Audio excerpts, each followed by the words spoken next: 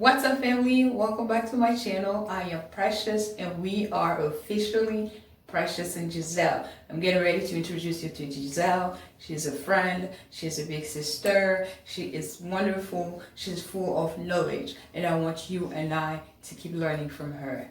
There you go, Giselle Zaiga. Make sure you turn on your closed captioning in case we decide to speak in French or English. Bonjour, je m'appelle Giselle Daiga et c'est un plaisir pour moi de vous parler aujourd'hui de la préparation au mariage dans une série que je commence. Et après 15 ans d'expérience dans mon mariage, j'ai des petites astuces et des conseils que j'aimerais partager avec vous. La question sur laquelle nous allons réfléchir est quand est-ce que la préparation commence?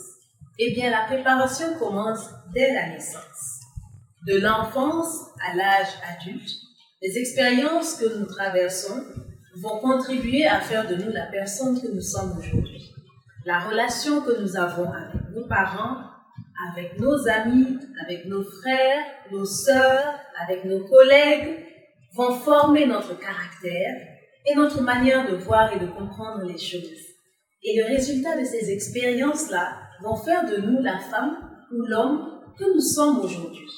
Donc, la préparation au mariage commence dès la naissance par la découverte et la connaissance de soi-même. Posez-vous les questions suivantes. Quel est mon caractère? Qu'est-ce que j'aime? Qu'est-ce que je n'aime pas?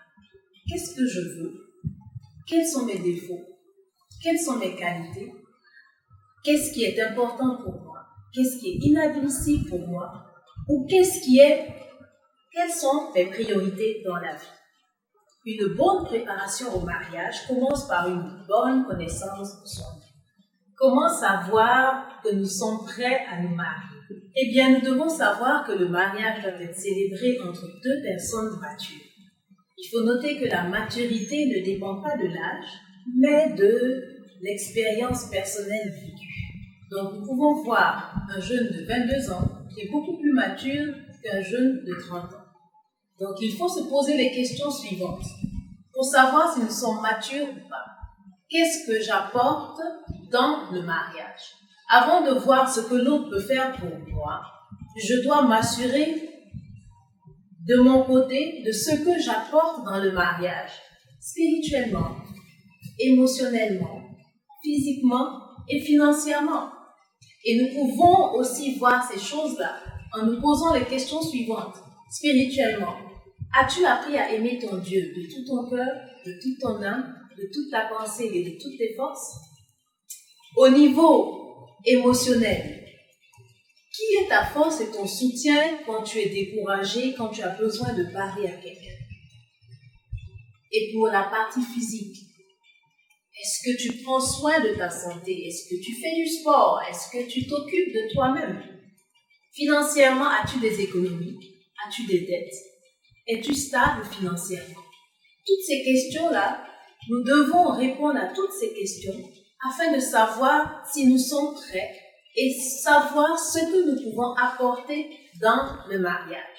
Donc, l'élément clé ici est se connaître, permettra d'identifier plus facilement l'homme ou la femme que Dieu a préparé pour vous.